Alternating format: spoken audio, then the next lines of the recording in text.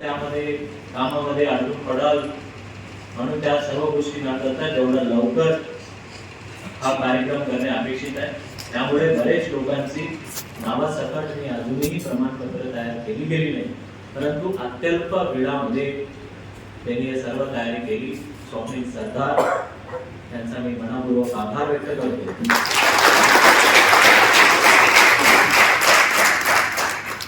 बरेच लोकांनी विचारलं की एवढा लवकर का, घटना पण एवढा लवकर का घडली, सन्मान सत्काराचं का लवकर करू नये. त्या दिवशी तरी फुल दिलं, ते फुलं वाळून गेली. सोमनाथ जानोने ते कचरा क्रॉसिंग केली, परंतु प्रत्येक युनिफॉर्म सर्व्हिसेसचा प्रत्येक लोकांचा एक अपेक्षा असते. मला आयुष्यामध्ये एकही सर्टिफिकेट भेटलं नाही, परंतु ज्या वेळेला काम करतो ते काम करत असताना एक सर्टिफिकेट, एक मानाचा सन्मानाचा त्या बघून परत त्या घटना आपल्या डोळ्याच्या समोर येते आणि आपल्या कारकिर्दी समोर येते. म्हणून आज तुमच्या हातात दिलेलं जे सर्टिफिकेट ऑफ अप्रिशिएशन आपण तयार करून आपल्या सर्वांना देतो. त्यामध्ये हेही लिहिलेलं आहे की भविष्य काळामध्ये अशा कधीही कुठल्याही परिस्थिती लोकांनी मला विचारतात की असं अशा पद्धतीच्या परिस्थिती पुढे घडले तर काय करणार. म्हणजे हा घटना घडली त्या वेळापूर्वी तर विचारलं नव्हते,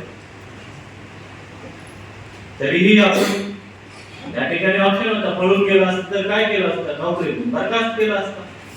नोकरीतून बरखास्त केलं असतं तर काय झालं असतं, दुसऱ्या कुठल्या धंदा करत बसले असते, मेले असते तर काय झालं असते.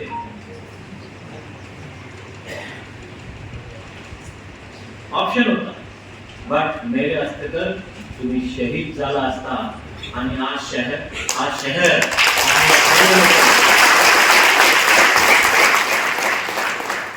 इथं बसलेले माझे नागरिक मित्र पथक मध्ये काम करत असलेले माझी सैनिक जे आहेत त्यांना विचारा, कधी विचारा, शहीद होने के लिए तैयार हो क्या.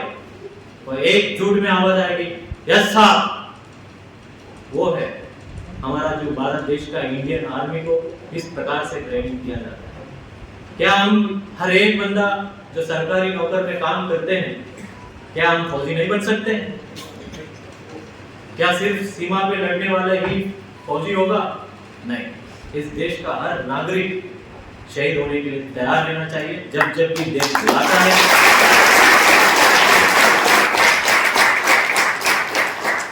जब जब भी वक्त बुलाता है, तब